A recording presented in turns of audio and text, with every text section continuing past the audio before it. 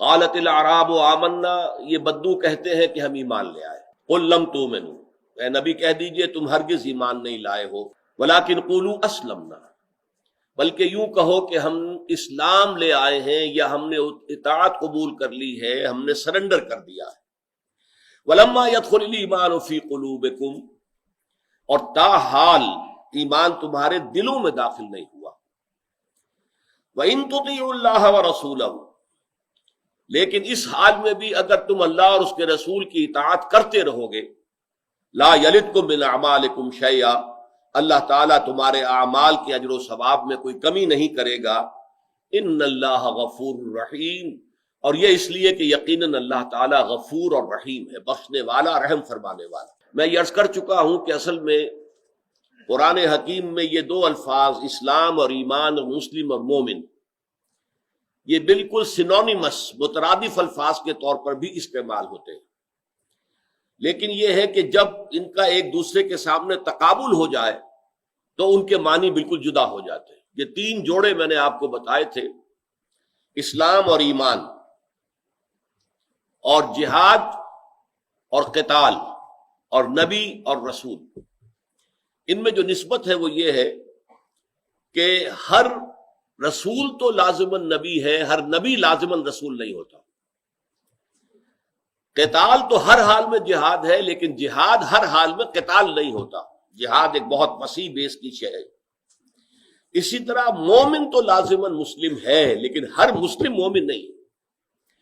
اس کو اہل علم کہتے ہیں کہ یہ اصطلاحات ایسی ہیں کہ اذا اجتمعا تفرقا، جب یہ ایک مقام پر آئیں گی تو یہ متفرق ہوں گی، ایک دوسرے کے معنی جو ہے اس کے خلاف ہوں گے.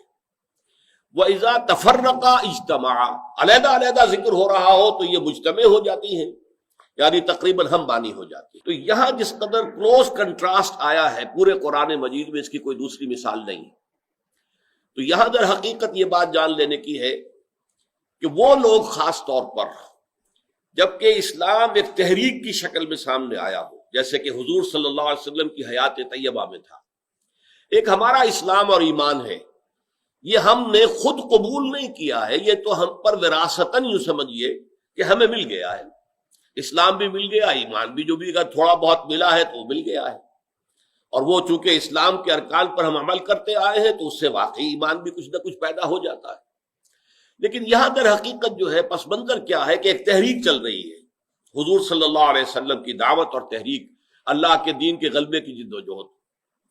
اب یہ جب فتح کے مراحل تک پہنچ گئی تو بہت سے لوگوں نے، اعراب کا لفظ اسی لیے استعمال کیا گیا، بدو، قبائل عرب جو تھے، انہوں نے طے کیا it's no use resisting any more, اب کوئی فائدہ نہیں ہے، ریزسٹ نہیں کر سکتے، let us go and surrender, چلو اسلام لے آئے. تو وہ قبیلے کے قبیلے یدخلون فی دین اللہ افواجا، وہ آئے اور انہوں نے اطاعت قبول کر لی. اس طرح ایمان تو دل میں نہیں آتا تھا، کچھ لوگوں کے دلوں میں آیا ہوگا لازماً. اسی لیے میں نے آپ کو بتایا تھا کہ جو لوگ اس کیفیت میں ایمان لائے، اسلام لائے، ان کی تین حالتیں ہو سکتی ہیں. یا تو مثبت طور پر ایمان بھی دل میں موجود ہے، یا منفی طور پر نفاق ہے کہ وقتی طور پر جو ہے ذرا سر جھکا لیا جائے، پھر ذرا موقع آئے گا تو پھر نپٹیں گے ان سے، اور پھر ایک کاؤنٹر ریولوشن برپا کریں گے. تو یہ گویا کہ دھوکے کے ساتھ ایمان اسلام لا رہے ہیں. لیکن ان دونوں کے مابین ایک زیرو لیول ہے کہ نہ مثبت طور پر ایمان ہے، نہ منفی طور پر نفاق ہے، کوئی دھوکہ دینے کی نیت نہیں ہے، یہ زیرو لیول ہے. اس زیرو لیول کے بارے میں یہ آیت بتاتی ہے کہ جو لوگ اس کیفیت میں ہیں کہ ان میں نفاق نہیں ہے، تو وہ اگر اللہ اور اس کے رسول کی اطاعت کرتے رہیں گے تو ان کے اعمال اللہ تعالیٰ جو ہے رد نہیں کرے گا، اس لیے کہ وہ منافق نہیں ہیں. اعمال جو ہے وہ رد ہوتے ہیں منافق کے.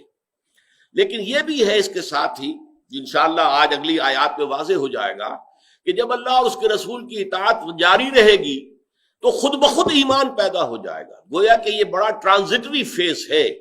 ایک ہے یعنی تھیوریٹیکلی تو یقیناً یہ ایک پوزیشن ہے، لیکن یہ ٹرانزٹری ہے. اگر آپ خلوص دل کے ساتھ، چاہے جب اسلام لائے ہیں تو اس وقت ایمان نہیں تھا لیکن نفاق بھی نہیں تھا، اب اگر خلوص کے ساتھ اطاعت کریں گے اللہ کی اور اس کے رسول کی تو پھر اس سے ایمان پیدا ہوتا چلا جائے گا. لیکن یہاں ایک نوٹ آف کوشن بھی ہے، اور وہ یہ ہے کہ اطاعت سے مراد جزوی اطاعت نہیں ہے، اطاعت ہمیشہ کلی اطاعت ہوتی ہے۔ جزوی اطاعت کے کچھ احکام تو اللہ کے سر آنکھوں پر اور کچھ پاؤں تلے رون دیے جائیں، تو یہاں معلوم ہوا کہ اطاعت اللہ کی نہیں ہو رہی ہے بلکہ اطاعت اپنے نفس کی ہو رہی ہے۔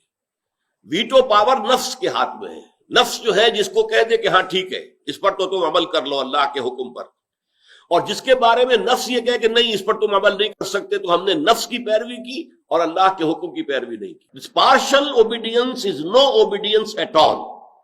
اسی لیے سورہ توبہ کی آیت نمبر 85 میں بہت کھول کر کہہ دیا گیا افتؤمنون ببعض الکتاب وتکفرون ببعض، کیا تم ہماری کتاب اور شریعت کے ایک حصے کو مانتے اور ایک کو رد کرتے ہو؟